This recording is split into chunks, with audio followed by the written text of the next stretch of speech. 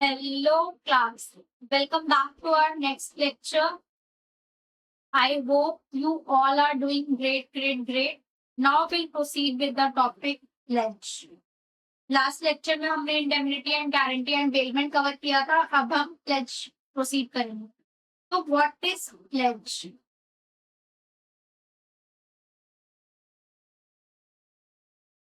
Pledge क्या होता है?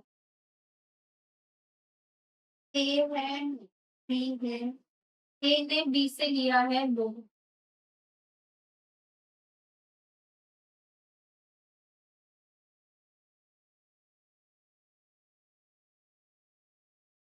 B ने A को लोन दे रखा है. बदले में ए ने उसको अपना you can say house pledge house as a security दे रखा है. That is pledge. अब ये तो पेमेंट की तरह ही हो गया. यस, पेमेंट में भी हम टेम्पररी पर्पस के लिए गुड्स को लैंड करते हैं, but in case of pledge हम अपना गुड्स अदर पर्सन को डिलीवर करते हैं for taking some loan for the purpose of security. कि अगर कल को मैं लोन में कुछ भी डिफॉल्ट करूं तो he has a right to sell my house and paid off his loan. Pay off his. ठीक है. What is pledge? जहां पर हम एज अ सिक्योरिटी गुड्स को डिलीवर करते हैं for taking the loan. And अगर लोन में कुछ भी डिफॉल्ट करती हूँ मैं तो वो सेल आउट करके उसको अपना पे ऑफ कर दूँ. प्लेज को हम कौन भी कहते हैं. क्या कहते हैं? PAWN. कौन? Pledge is the contract whereby an article is deposited with the lender of money. हमारे केस में लेंडर कौन था? B. Or promising as a security for the repayment of the loan or performance of a promise. The dealer or depositor is called the pawnee and the bailee or depository is called the pawnee. I hope आपको समझ में आ गया. Pledge क्या होता है? जहां पर हम टेम्पररी पर्पस के लिए हम अपने गुड्स को एज अ सिक्योरिटी डिपॉजिट करते हैं लेंडर के पास. हमें उसको लोन लेना है इस वजह से. नेक्स्ट एसेंशियल इंग्रेडिएंट्स क्या होता है? जो भी प्रॉपर्टी प्लेज करी है डिलीवर्ड करनी should be delivered. Delivery should be person of contract. Contract होना चाहिए. Should be for the purpose of security. सिर्फ और सिर्फ एज अ सिक्योरिटी डिलीवर करेंगे आप. Delivery should be upon a condition to return. Delivery जो भी करेंगे वो किस कंडीशन पे करेंगे? कि हमने जैसे ही आपका लोन रीपेमेंट कर दिया, जैसे ही आपने आपका प्रॉमिस परफॉर्म कर दिया तो आप मेरे को वो रिटर्न कर दो. Next, rights of the fund यानी कि लेंडर यानी कि प्रॉमिसी जिसने हमें पैसे दिए थे. No property goods bond passes to the penny, but the pawnee gets a special property to retain possession even against the true owner until the payment of the debt, interest on the debt, and any other expenses incurred in respect of the possession or preservation of the goods pledged. यानी कि वो retain कर सकता है possession of your property. Retain possession of property कब तक कर सकता है? जब तक डेट नहीं पे कर देते, का इंटरेस्ट नहीं पे कर देते और अदर एक्सपेंसेस अगर इनकर्ड करा है तो अदर एक्सपेंसेस. ठीक है. The pawnee must return the goods to the pawnor on the tender of all that is due to leave. The pawnee can not confer a good title upon a bona fide purchaser for value. जैसे ही corner ने सारे इसके सारे dues complete कर दिए, सारे dates पे ऑफ कर दिया, आपको डेट भी दे दिया, इंटरेस्ट भी दे दिया, जो भी एक्सपेंसेस इनकर्ड करा था वो भी दे दिया, तो आपको गुड्स रिटर्न करना पड़ेगा. आप उसको अपने पास नहीं रख सकते कि आई एम द ओनर या फिर मैंने उस गुड्स को परचेज करा. आप नहीं कर सकते. पानी के पास क्या क्या राइट होते हैं अगर कॉर्नर डिफॉल्ट कर देता है तो? File a suit for the recovery of the amount. तो वो सूट फाइल कर दे जो भी उसके पास लेट से लोन का अमाउंट था उसकी रिकवरी के लिए while retaining the goods pledged. Suit for the sale of the goods and realisation of money due to him. Suit क्या फाइल करेगा कि जो भी सिक्योरिटी उसने मेरे को दे रखी है मैं उसको सेल आउट करना चाहता हूँ खुद को, और जो भी उससे पैसा आएगा उससे मैं अपना डेट को पे ऑफ कर दूंगा। Himself sell the goods bond after giving reasonable notice to the corners sue for the deficiency penny after the sale। या फिर इन दोनों केस में वो क्या कर रहा है, सूट फाइल कर रहा है। इस केस में सूट नहीं फाइल कर रहा है, वो खुद ही गुड्स को सेल आउट कर दे। बट हाँ, इस केस में उसने रीजनेबल नोटिस दी है ओनर को। एंड अगर लेट्स से कि 50 लाख का गुड्स लोन लिया था, प्रॉपर्टी को सोल्ड आउट करके 40 लाख बने, तो वो उस 10 लाख डेफिशिएंसी के लिए सूट फाइल कर सकता है। File for deficiency. तो 3 राइट हो गए, लोन के लिए रिकवरी करे, नेक्स्ट सेल आउट करने के लिए सूट फाइल करे, या फिर after giving the reasonable notice खुद ही सोल्ड आउट कर दे और जो भी डेफिशिएंसी होती है उसके लिए रीच आउट करें। अभी हमने क्या पढ़ा कि कॉर्नर के डिफॉल्ट पे कॉर्नी के पास क्या क्या राइट है। अब हम पढ़ेंगे कॉर्नर के क्या क्या राइट है। अगर कॉर्नी कोई भी अनऑथराइज सेल कर देता है विदाउट गिविंग नोटिस, अभी अपने कॉर्नर के राइट में क्या पढ़ा कि वो सेल आउट कर सकता है, उसके पास राइट है, but after giving reasonable notice to the कॉर्नी। बिना रिजनेबल नोटिस लिए नहीं कर सकता, बट अगर उसने बिना रिजनेबल नोटिस लिए सेल कर दी तो दैट इज अनऑथराइज्ड सेल। उस केस में कॉर्नर के पास क्या क्या राइट है। He can file a suit for redemption of goods by depositing the money, treating the sale as if it had never taken place। वो सूट फाइल कर सकता है किस लिए, रिडेम्पशन ऑफ गुड्स की, उसको उसका गुड वापस चाहिए, उसने जो भी एज अ सिक्योरिटी दी थी उसको वापस चाहिए बाय डिपॉजिटिंग द मनी, जो भी उसने लोन लिया था उसको डिपॉजिट करके। He can ask for damages, वो डैमेजेस के लिए भी उसको मांग सकता है। Next, pledge by non owners. Generally pledge कौन करता है, जिसकी प्रॉपर्टी होती है। जनरली प्लेज कौन करेगा, जो उस प्रॉपर्टी का ओनर है। But in the following cases कौन प्लेज कर सकता है, नॉन ओनर्स भी प्लेज कर सकते हैं। कौन कौन है वो, मर्केंटाइल एजेंट। मर्केंटाइल एजेंट हमारा कौन होता है, जो कि बेसिकली सेल और परचेज ऑफ गुड्स में इन्वॉल्व है। वैसे ये वाला कॉन्सेप्ट अभी हम नीचे इन डिटेल भी पढ़ेंगे, बट फॉर द टाइमिंग मैं आपको बता देती हूँ, जिसका ऑर्डिनरी कोर्स ऑफ बिजनेस ही क्या होता है, उस गुड्स का सेल और परचेज होता है। तो लेट्स से कि with the consent of the owner in possession of goods or the documents and pledge made by him and acting in the business valid as one expressly made the same। यानी कि let's say कि मेरा जो काम है, मेरा जो ordinary course of business है वो क्या है, परचेज और सेल ऑफ लेट्स से कि प्रॉपर्टी।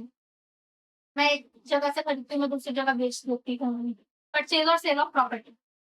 तो अगर मैंने वो प्लेज करी है with the consent of the owner in possession of the goods or the document or title of goods when acting in the ordinary course of business is as valid as but मैं purchase और cell of the property कैसे करती हूँ, owner के consent की वजह से, कि उन्होंने मेरे को, ओनर ने कंसेंट दे रखा है कि आप इसको परचेज कर लो, सेल कर लो। बट मैंने अगर किसी प्रॉपर्टी को एज अ प्लेज दिया, लेट से मेरे को एक लोन लेना था, उसके लिए मैंने एक प्रॉपर्टी प्लेज कर, तो जिसको प्लेज करी वो क्या मानेगा कि वो मेरी प्रॉपर्टी, कि उसको ओनर कौन है, मैं हूँ। इवन दो मेरा क्या बिजनेस है कि मैं परचेज और सेल ऑफ प्रॉपर्टी में इन्वॉल्व हूँ, ठीक है। नहीं कर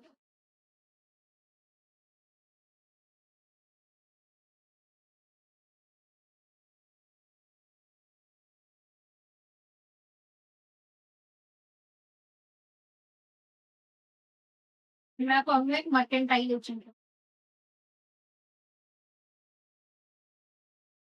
मर्केंटाइल एजेंट मीन्स जिसका मेरा ऑर्डिनरी कोर्स ऑफ बिजनेस ही क्या है,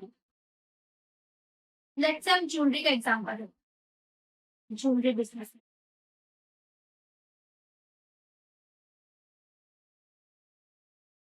यहाँ मैं बी के पास गया लोन लेने, इन्होंने मेरे को लोन दे दिया 50 लाख। मेरे पास एक नेकलेस था, डायमंड नेकलेस, जो मैंने सी को ऑलरेडी सेल आउट कर रखा था।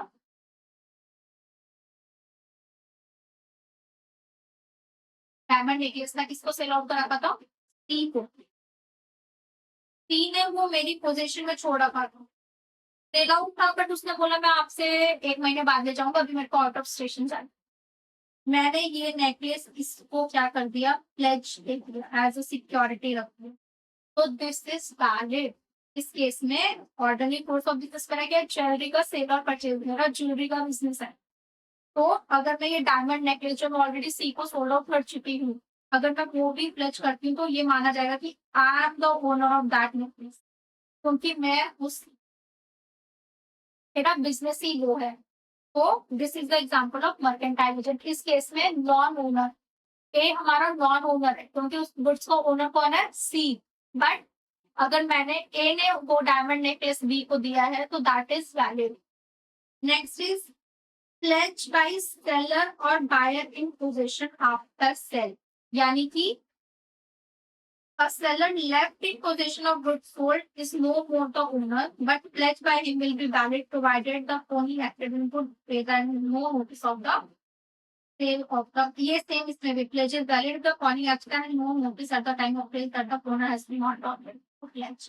सेम एग्जांपल, मैंने कुछ सेल आउट कर चुकी हूँ, आफ्टर सेल मैं उस चीज की ओनर नहीं हूँ, बट मैंने वो प्रोडक्ट को एज अ प्लेज रखा है, तो उस केस में भी प्लेज बाय नॉन ओनर क्या होगा? वैलिड होगा, प्रोवाइडेड जो इसके पास में उसको प्लेज कर रही हूँ, जिसके पास में उसको गिरवी रख रही हूँ, उसको कोई भी नोटिस नहीं है कि वो प्रोडक्ट ऑलरेडी सोल्ड आउट हो चुका है, एंड वो गुड फेथ में एक्ट कर रहा है।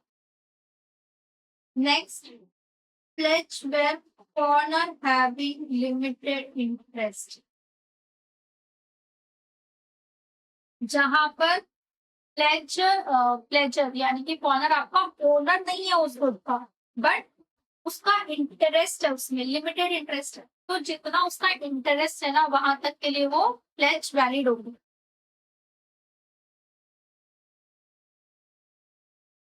Pledge by co owner in possession, अगर कोई बिल्डिंग है, लेट्स से कि मेरा घर, उसके दो भाई, मेरे पापा एंड मेरे ताऊ जी दोनों ओनर है, तो उस केस में अगर मेरे पापा गिरवी रखते हैं, ये घर प्लेज पे रखते हैं with the permission of my council, तो that is valid pledge by co owner in possession, यानी कि को ओनर से अगर आप कंसेंट के साथ कुछ भी प्लेज करते हो, तो दैट इज पॉसिबल।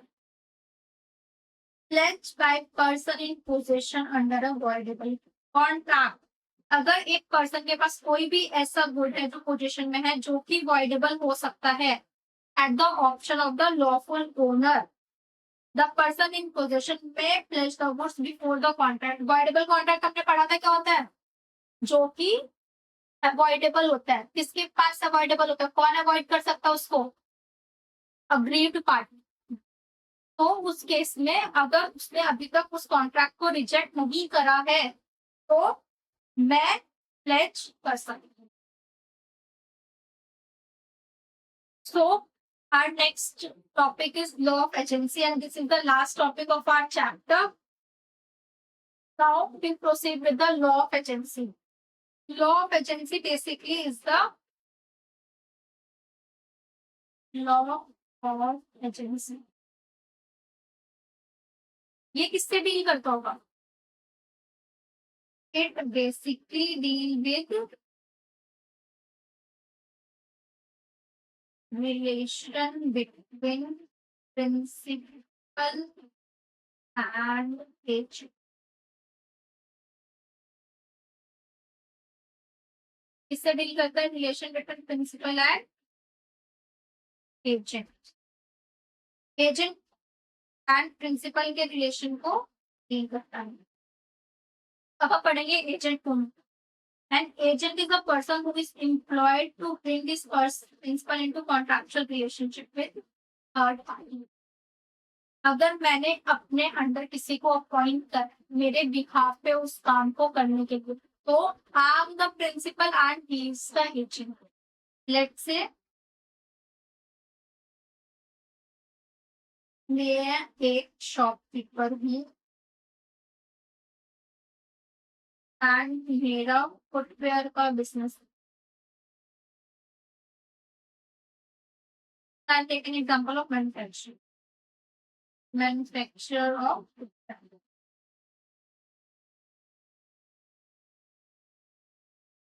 मैंने बी को एज एन एजेंट अपॉइंट करा, इसलिए to sell the footwear. To sell the footwear. तो I am the principal and B is the agent. तो बी जो भी आप करेगा उसके लिए कौन लायबल होगा? ए लायबल होगा, क्योंकि ए को वो अथॉरिटी किसने दी है? बी को वो अथॉरिटी किसने दी है? ए ने. तो principal is liable for the acts of the agents. Creation of agency. Agency कैसे क्रिएट होती है? एक्सप्रेस भी हो सकती है और इम्प्लाइड भी हो सकती है. एक्सप्रेस मतलब बाय वर्ड्स, आपने एक्सप्रेसली बोला. Implied means by the conduct. Let's say कि मैंने बी को ऑफर दिया कि आप मेरे एजेंट बनना चाहोगे, आप मेरे बिहाफ पे सेल आउट करना चाहोगे फुटवेयर्स को. उन्होंने उस वक्त कुछ कंसेंट नहीं दिया, नेक्स्ट डे से काम पे आ गए, दैट इज बाय इम्प्लाइड. इसमें कंसिडरेशन एसेंशियल एलिमेंट हमारा नहीं होता. अब हम पढ़ेंगे types of agency. Express agency. Express agency mainly ना रिटन फॉर्म में होती है, और वो ना मतलब ओरल भी हो सकती है, रिटन भी हो सकती है. जो इंडिया में बेसिकली चलती है वो है पावर ऑफ अटॉर्नी. क्या है? Power of attorney. Power of attorney भी दो तरीके की होती है, special power of attorney and general power of attorney. Special power of attorney is for any specific transaction. किसी स्पेसिफिक ट्रांजेक्शन के लिए हमने वो अटॉर्नी दे रखी है कि आप सिर्फ ये करोगे. जैसे कि मैंने उसको दे रखा है कि आप मेरे बिहाफ पे मेरा ये वाला लैंड सेल आउट करोगे, that is special power of attorney. And general power of attorney means मैंने मेरे बिहाफ पे सारे काम करने के लिए उनको पावर ऑफ अटॉर्नी दे रखी है.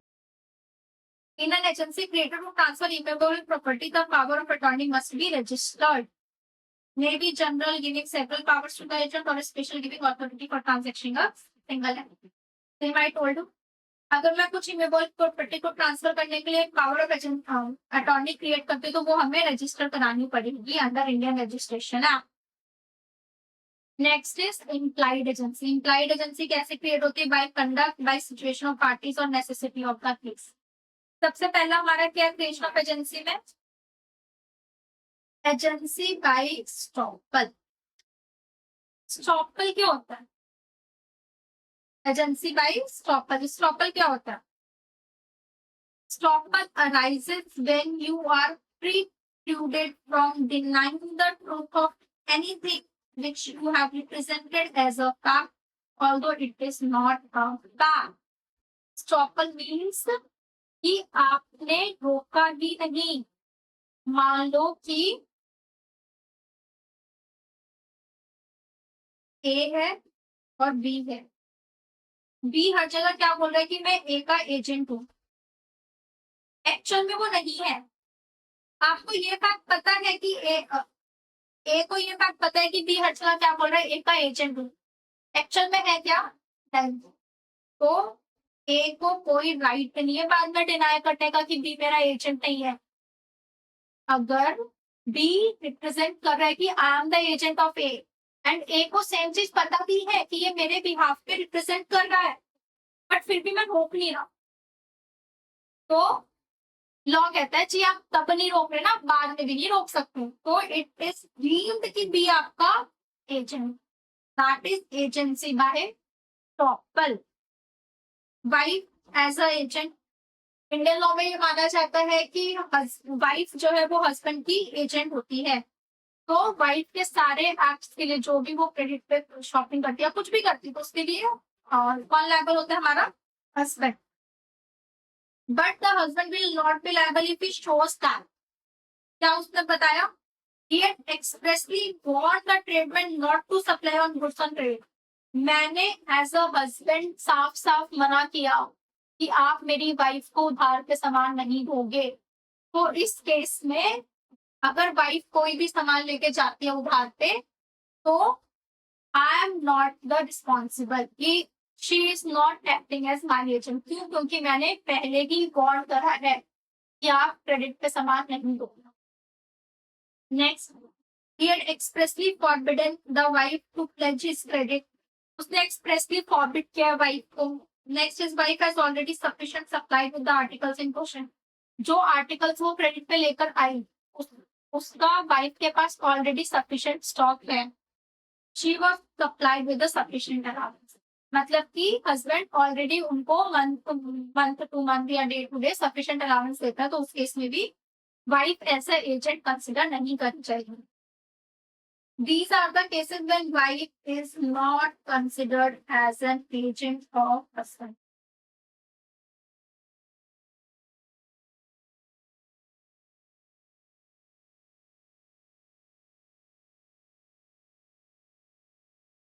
Next is agency of necessity.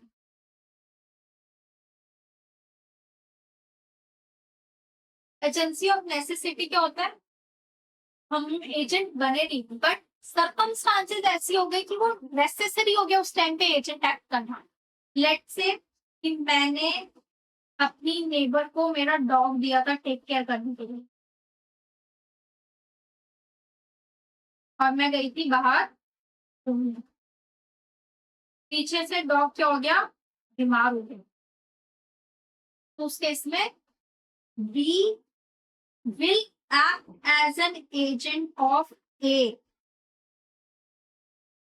कि उसको वो ठीक कराए, उसको वो डॉक्टर के पास लेके जाए। That is the example of agency of necessity. जो ड्यू टू सर्कमस्टांसेस की सिचुएशन ऐसी आ गई कि मेरे को आपका एजेंट एक्ट करना पड़ रहा है, that is agency of necessity. Next, agency bye ratification. Agency bye ratification क्या होता है? जहां पे एजेंट ने कुछ ऐसा काम कर दिया या फिर किसी एक पर्सन ने जिस चीज के लिए वो ऑथराइज नहीं था वो काम किया, बाद में प्रिंसिपल ने क्या बोला? अप्रूवल दे दी कि चलो ठीक है, कोई बात नहीं, मैं इसको अलाउ करता हूँ। That is agency bye ratification. Ratification मतलब एक्ट हो चुका है पहले, देन अप्रूवल मिलेगी। When a person having no authority purports to act as an agent or duly appointed agent exceed his authority, principal bound नहीं है उस कॉन्ट्रैक्ट के लिए, but the principal may ratify the agent transaction and accept liability. बाद में उसने उस transaction को अप्रूव करा तो उसको उसके लिए लायबिलिटी की जो इनकर हो चुके वो लेनी पड़ेगी। इसको हम कहते हैं एक्स पोस्ट फैक्टो एजेंसी। जो इवेंट होने के बाद एजेंसी बनी है। स्टूडेंट्स, ये याद रखना, ये एग्जाम में पूछता है, आपसे पूछ लेगा what is ex post facto agency. Agency arising after the event, before the event, और it is not a valid agency. तो you have to answer this.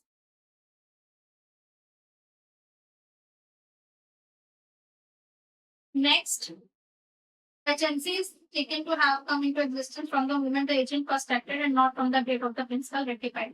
अगर मैंने कोई एक्शन अपने एजेंट का रेटिफाई करा है तो वो कब से माना जाएगा?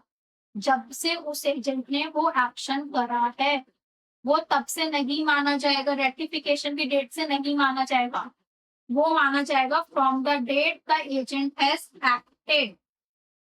Agency is taken come into existence the agent first acted, not from the date of ratification. बहुत इंपॉर्टेंट पॉइंट है गाइस, इसको हाईलाइट कर लेना अपने नोटबुक में। वैलिड रेटिफिकेशन की क्या क्या कंडीशन होती है?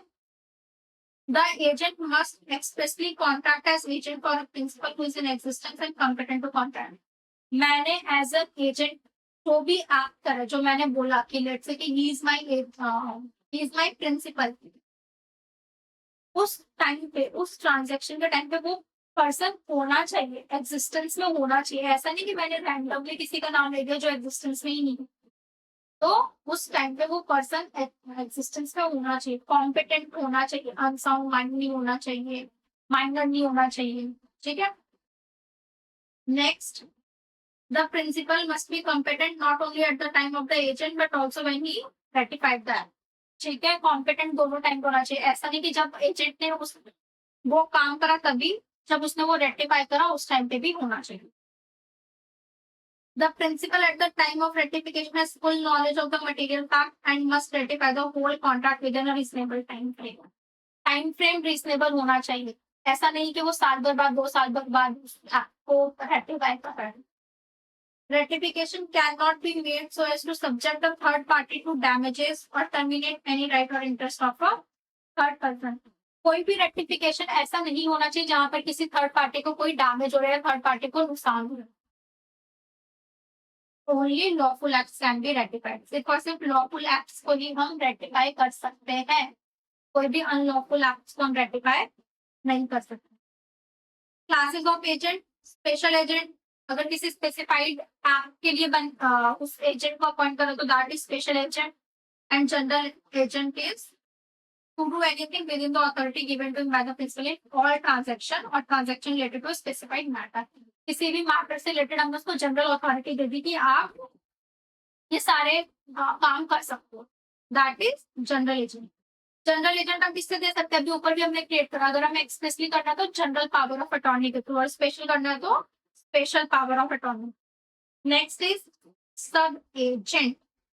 सब एजेंट नाम से ही पता चल रहा है, ए ने एज अ प्रिंसिपल बी को अपॉइंट करा एज एन एजेंट, बी ने अपने नीचे सी को अपॉइंट कर लिया एज अ सब एजेंट,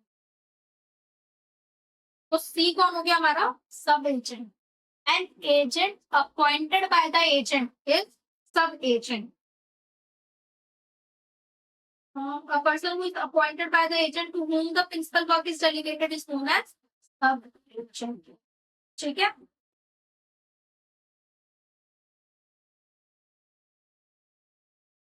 इस केस में बी का सब एजेंट कौन है, सी। तो बी कौन हुआ, उस सब एजेंट के लिए उसका प्रिंसिपल हुआ।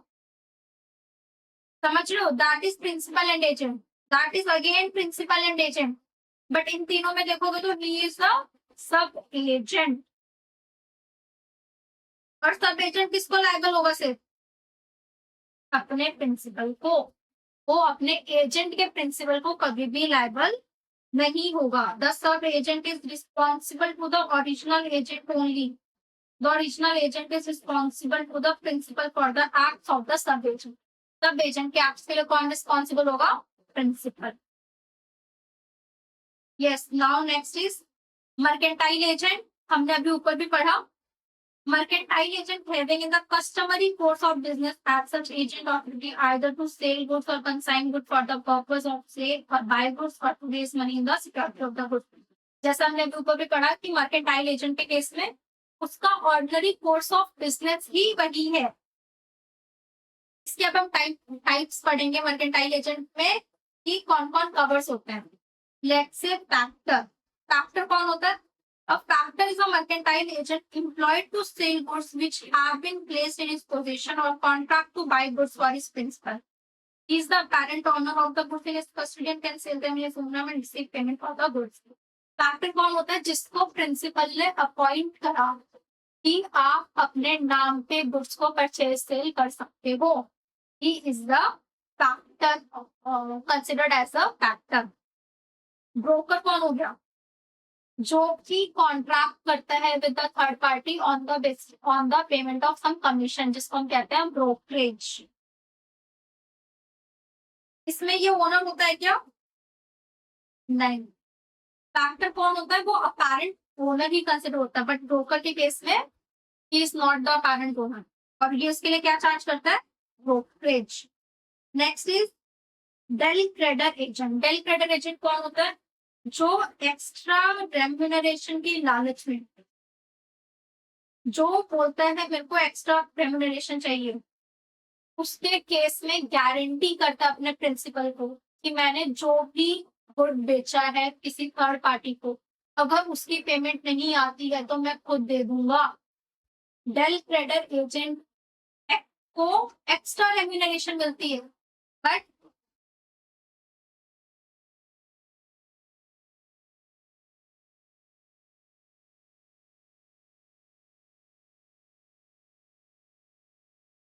Del credere agent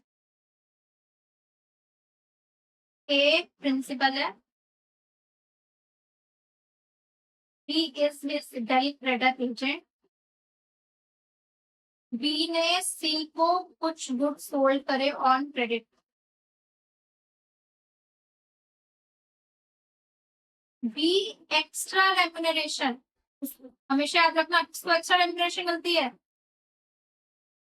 del credere agent को। उसने सी को क्या, ए को क्या दी, गारंटी दी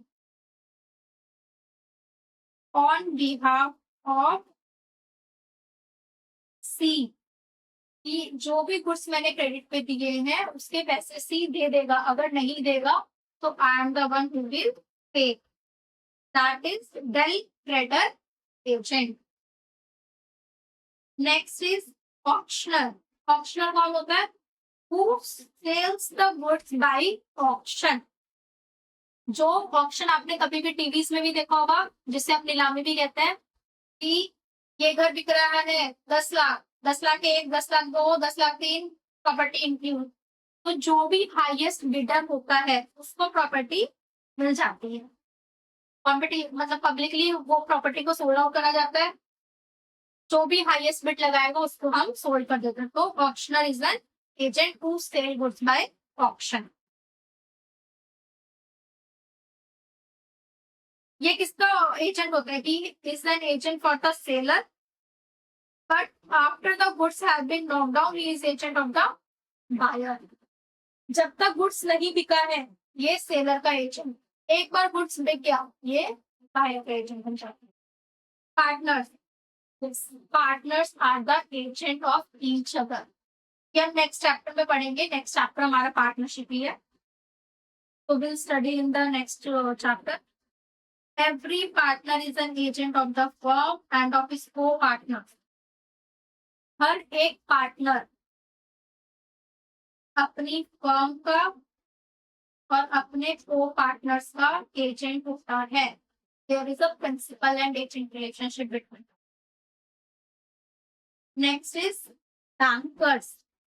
जनरली हम बैंकर के कस्टमर होते हैं, बट बैंकर भी हमारा एजेंट एक्ट करता है। कब करता है, लेट से हमने किसी के शेयर्स परचेज कर रखे हैं, उसमें जो भी डिविडेंड आता है तो बैंकर एज एन एजेंट वो डिविडेंड को रिसीव करता है।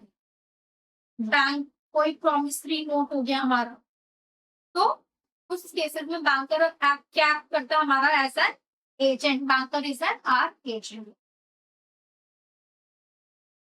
Next, duties of the agent. Agent की क्या क्या ड्यूटीज होती है। सबसे पहली duty, within the scope of authority, जितना उसको बोला गया है उसके अंदर रहकर ही सब कुछ करना है, कुछ भी एक्स्ट्रा नहीं करना है, जितना उसको बोला गया है उतना ही करना है। Next, in the absence of express instructions he must follow the prevailing custom in the same kind of business at the place where agent conducts the business. अगर कुछ एक्सप्रेस अथॉरिटी दी ही नहीं, एक तो जितना बोला गया उसके अंदर रहकर करना, अगर कुछ बोला ही नहीं तो उसको देखना है कि जहां पे वो काम कर रहा है, जिस बिजनेस में वो काम कर रहा है वहां पर क्या कस्टम चलते हुए आ रहा है, कौन सा कस्टम एग्जिस्टिंग है, तो उसके अकॉर्डिंग करना है। He must do the work with reasonable skill and diligence. ये तो नॉर्मल है कि रीजनेबल स्किल और डिलीजेंस के साथ ही करना है। He must disclose promptly any material information coming to his knowledge which is likely to influence the principal in the making of a contract। अगर उसकी नॉलेज में कोई भी ऐसी मटेरियल चीज आती है जिसकी वजह से प्रिंसिपल का डिसीजन क्या हो सकता है, आपका इन्फ्लुएंस हो सकता है, तो वो उसको प्रॉम्प्टली तुरंत इन्फॉर्म कर दिया। Next, he must not disclose confidential information। जो भी प्रिंसिपल ने उसको कॉन्फिडेंशियल इंफॉर्मेशन बताई है वो जाके बाहर ना करे, वो किसी और को ना बताए। he must not allow his interest to conflict with his duty। Means कि लेट्स से कि प्रिंसिपल मैन्युफैक्चरर फुटवेयर का, उसने बी को एज एन एजेंट करा to sell the footwear, but बाद में पता चला कि बी तो खुद ही यू कैन से कि सेलर है फुटवेयर का, तो यहाँ पे क्या जाएगा, कॉन्फ्लिक्ट ऑफ इंटरेस्ट। तो ऐसा कोई भी कॉन्फ्लिक्ट ऑफ इंटरेस्ट नहीं होना चाहिए, और अगर है तो एजेंट को प्रिंसिपल को इन्फॉर्म करना पड़ेगा। लेट्स से कि जब एजेंट अपॉइंट करा तब नहीं था, बट बाद में हो, तो उसको तुरंत इन्फॉर्म करना है। The agent must keep true account and must be prepared on reasonable notice to lender in account. को अपना पूरा हिसाब किताब प्रॉपर्ली तरीके से मेंटेन करके रखना है। उससे लेट से कि प्रिंसिपल ने पूछा कि मेरे को हिसाब चाहिए कि जुलाई के मंथ में, अगस्त के मंथ में कितना सेल आउट, तो प्रॉपर तरीके से उसको अपने अकाउंट्स को बना के रखने हैं, और जब भी मांगा गया उसको एक रिजनेबल नोटिस देकर, मतलब उसको जब भी मांगा गया उसको एक रिजनेबल टाइम में वो देना पड़ेगा। He must not make any secret profit. कोई भी सीक्रेट प्रॉफिट नहीं कमाना है। अगर कुछ भी एक्स्ट्रा प्रॉफिट हुआ तो उसको अपने प्रिंसिपल को बताना है। लेट से फुटवेयर सेल करते समय वो एक कार्टन 10,000 का सेल करना था, बट सामने वाले से उसने 11,000 में सेल कर दिया, तो जो वो 1,000 का एक्स्ट्रा प्रॉफिट हुआ वो उसको अपने प्रिंसिपल को बताना है। कोई भी सीक्रेट प्रॉफिट नहीं बताना है। Where an agent is discovered taking secret bribe, the principal is entitled to dismiss the agent. जहां पर वो secret profit कमा रहा था, यहाँ पर कोई रिश्वत ले रहा था, तो उस केस में प्रिंसिपल क्या एंटाइटल्ड है, डिसमिस कर देगा उस एजेंट को विदाउट नोटिस, बिना नोटिस के। रिकवर करेगा वो सीक्रेट प्रॉफिट का अमाउंट एंड रिफ्यूज टू पे द एजेंट इज रेम्यूनरेशन। उसको रेम्यूनरेशन भी नहीं पे करेगा। क्या क्या करेगा, डिसमिस कर देगा, सीक्रेट प्रॉफिट को रिकवर करेगा और रेम्यूनरेशन नहीं पे करेगा। कॉन्ट्रैक्ट भी कैंसिल कर सकता है if the third party is involved in secret profit and also recover. Next, an agent must not delegate his authority to sub agent. Agent कभी भी authority अपनी delegate नहीं कर सकता, किसको, सब एजेंट को। अभी हमने ऊपर टाइप ऑफ एजेंट में सब एजेंट पढ़ा था, बट हमारे प्रिंसिपल है डेलीगेटर्स नॉन वोटर्स डेलीगेट, मतलब a delegate cannot further delegate, a delegatee cannot further delegate. But इस रूल के कुछ एक्सेप्शन है कि in the following cases agent delegate कर सकते हैं। कौन कौन से है, where delegation is allowed by the principal, जहाँ पे डेलीगेशन किसने अलाउड करा, प्रिंसिपल ने बोला कि ठीक है आप अपने अंडर फर्दर सब एजेंट्स बना दो। वेयर द ट्रेड कस्टम और यूसेज सैंक्शंस, जहाँ पे ट्रेड भी वैसा है, बिजनेस ही वैसा इन्वॉल्व है कि हम डेलीगेट नहीं करेंगे तो काम नहीं चलेगा, जहाँ पर कस्टम ही ऐसा है।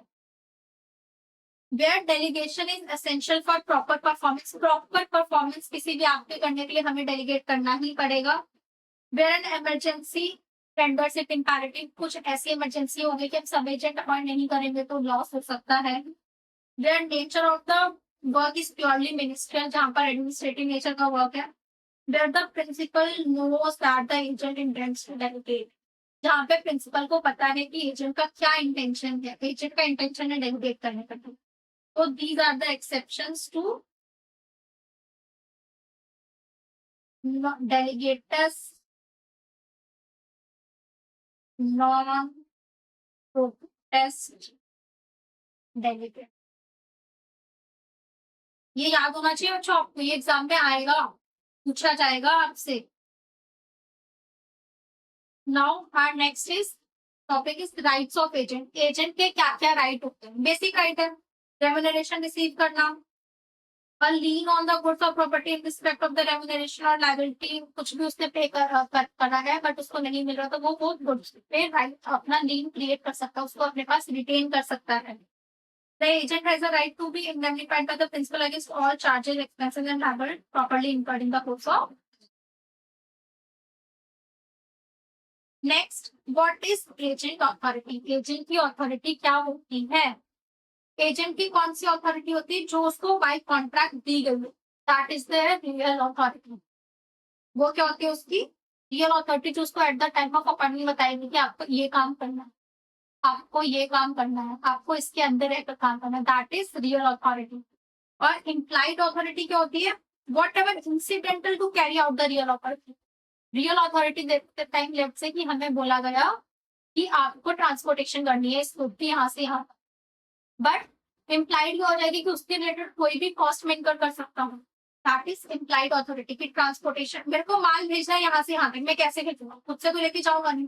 तो दैट इज इम्प्लाइड अथॉरिटी की जो उस रियल अथॉरिटी की इंसिडेंटल में है, कि मेरे को जो रियल अथॉरिटी दी गई है डिलीवर करना है, उसको करने के लिए ट्रांसपोर्टेशन तो करनी पड़ेगी, ट्रांसपोर्टेशन कॉस्ट करनी पड़ेगी, that is incidental. And this is implied authority जिसको हम ऑस्टेंसिबल अथॉरिटी भी कहते हैं, और अपेरेंट अथॉरिटी। अब next is responsibilities of principal to third party. Principal की थर्ड पार्टी को क्या रिस्पॉन्सिबिलिटी है? अगर कॉन्ट्रैक्ट ऑफ एजेंसी में कोई भी कॉन्ट्रैक्ट है जहाँ पे एजेंट ने एक्ट करा है, जहाँ पे एजेंट हमारा इन्वॉल्व है, तो उसकी क्या क्या रिस्पॉन्सिबिलिटी है अगेंस्ट, प्रिंसिपल की क्या रिस्पॉन्सिबिलिटी है अगेंस्ट द थर्ड पार्टी। तो इसमें सबसे पहले हमारा आता है agents of,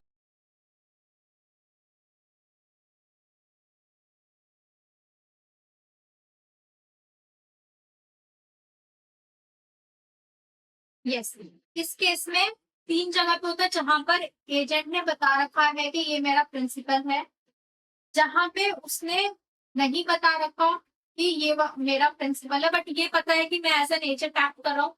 and third is जहां पे प्रिंसिपल को हाइड कर रखा है। तो there are 3 types, disclose principal, undisclose principal, concealed principal.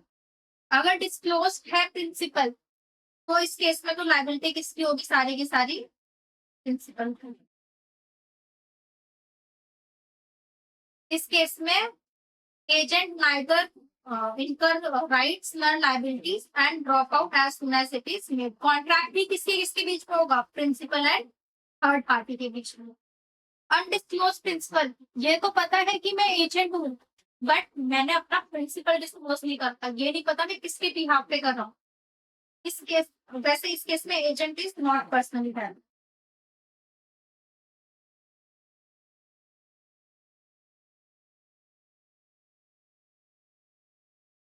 Agent is not personally liable.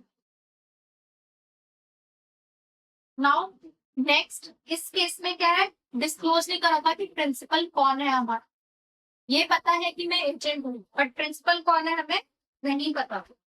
तो आइडेंटिटी कंसील है। इस केस में भी agent is not personally liable and principal जैसे ही पता चल जाएगा will be responsible for the contract made by the agent. इस केस में भी agent is not personally liable. Next is concealed principal, जहां पे प्रिंसिपल ही नहीं पता है, जहां पे पता ही नहीं है कि मैं एज एन एजेंट एक्ट कर रही हूँ, जहां पे मैं सब कुछ खुद से ही कर रही हूँ, कि मैं अपने बिहाफ पे कर रही हूँ। इस केस में एजेंट हमारा पर्सनली लायबल होगा। कौन पर्सनली लायबल होगा, personally liable, agent is personally liable. The third party may sue either the principal when discovered or the agent or both। जैसे ही पता चला मैं मिस्टर एक्स की एजेंट थी, थर्ड पार्टी मेरे को भी स्यू कर सकती है, एक्स को भी स्यू कर सकती है, और दोनों को स्यू कर सकती है। Next is principal is liable for the agent fraud. Yes, ये मैंने आपको स्टार्टिंग में कह दिया था, जो भी आप agent with in that scope of authority करता है, जो उसको अथॉरिटी दी गई है उसके अंदर ही करता है, तो principal is liable. Even if agent is also personally liable and he may be sued also, the principal is liable if the vote is exclusively for the benefit of agent and against the interest of the principal।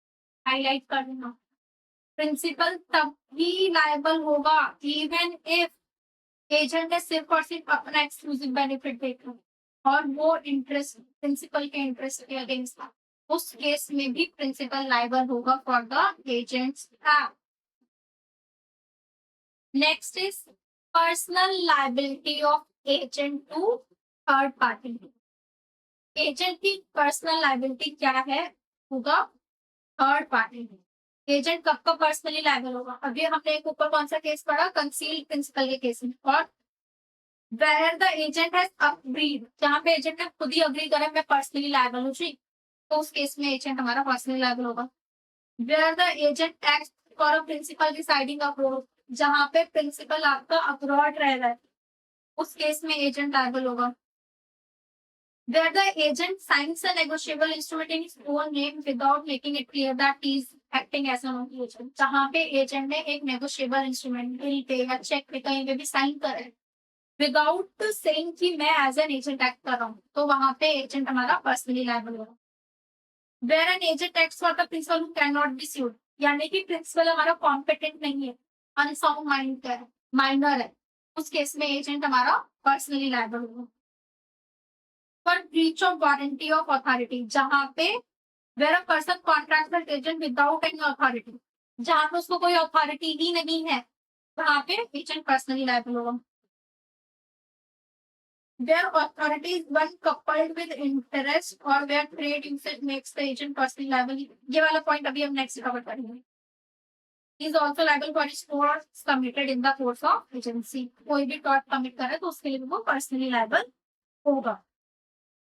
अभी ma'am हमने ऊपर पढ़ा principal, principal तो liable होगा ही, but agent भी personally liable होगा।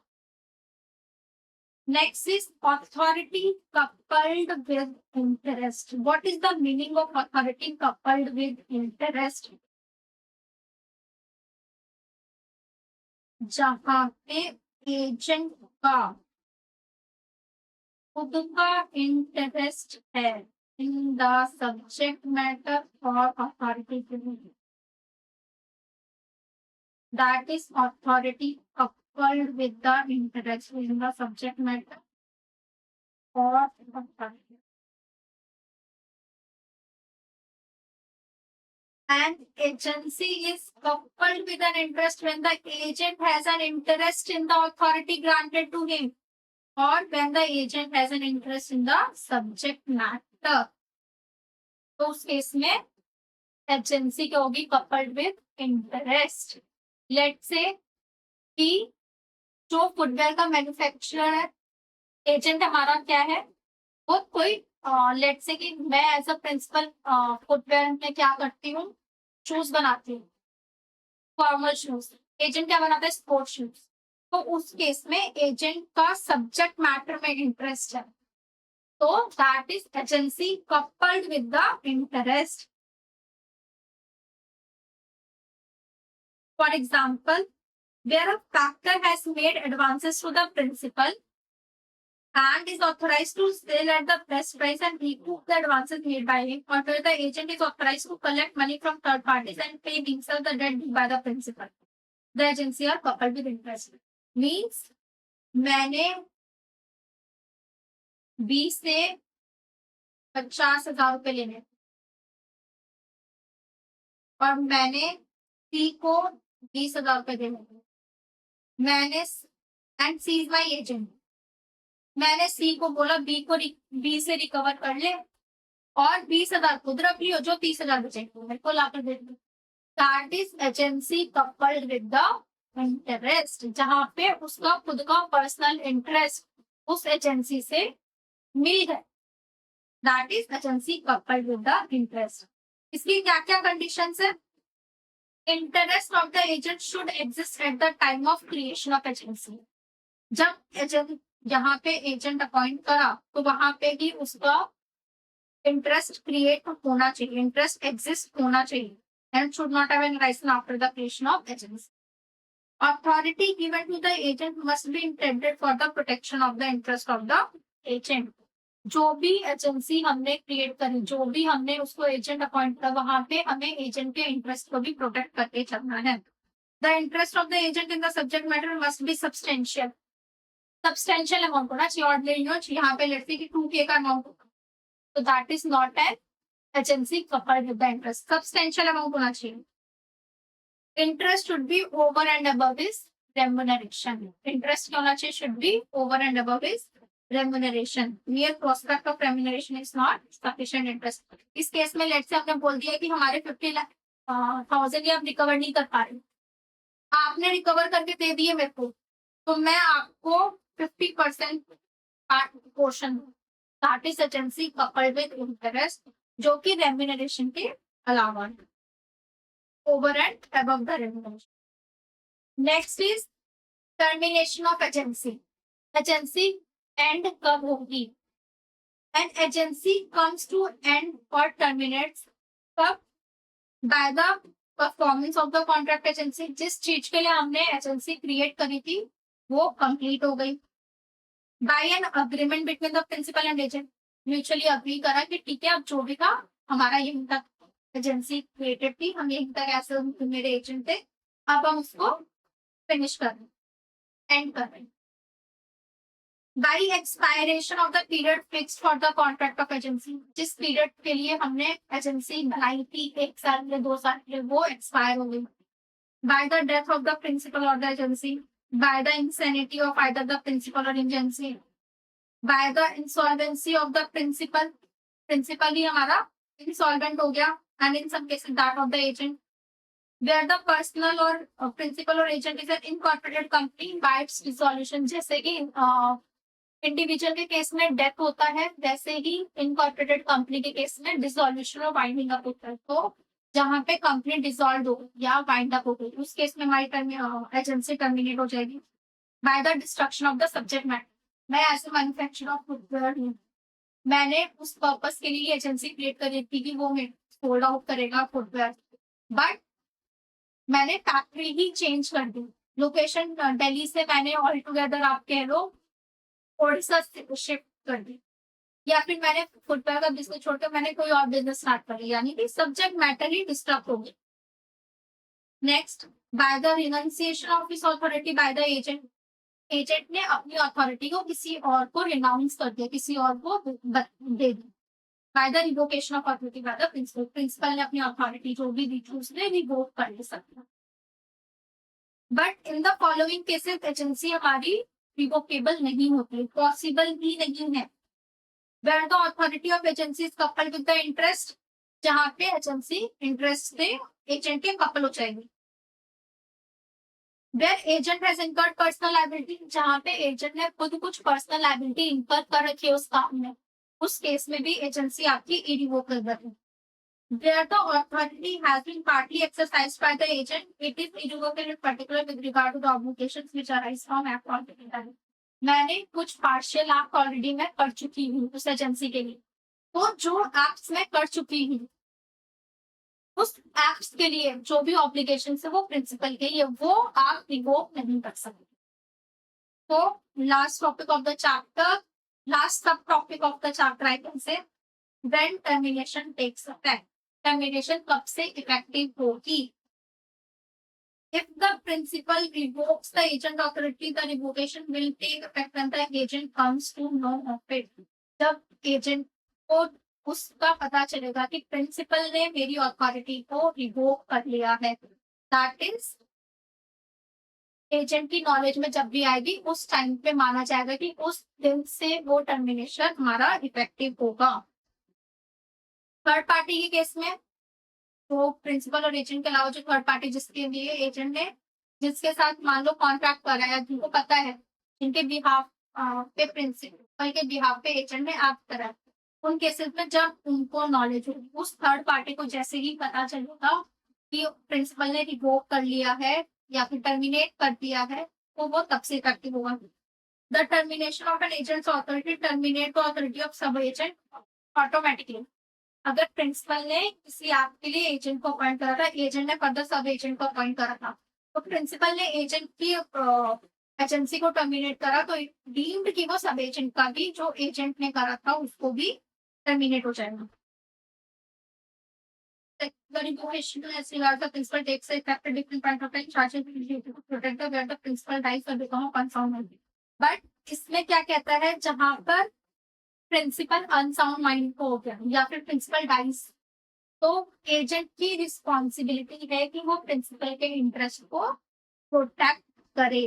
Revocation of agency takes effect at different point of time, but जहां पे प्रिंसिपल की डेथ हो गई या अनसाउंड माइंड का हो गया, तो उस केस में एजेंट की ड्यूटी है कि वो प्रिंसिपल के इंटरेस्ट को प्रोटेक्ट करे। Thank you all, I hope आपको ये चैप्टर बहुत अच्छे से क्लियर हुआ होगा। अगर आपको कुछ भी डाउट है तो आप मेरे से पूछ सकते हो, एंड थैंक यू ऑल।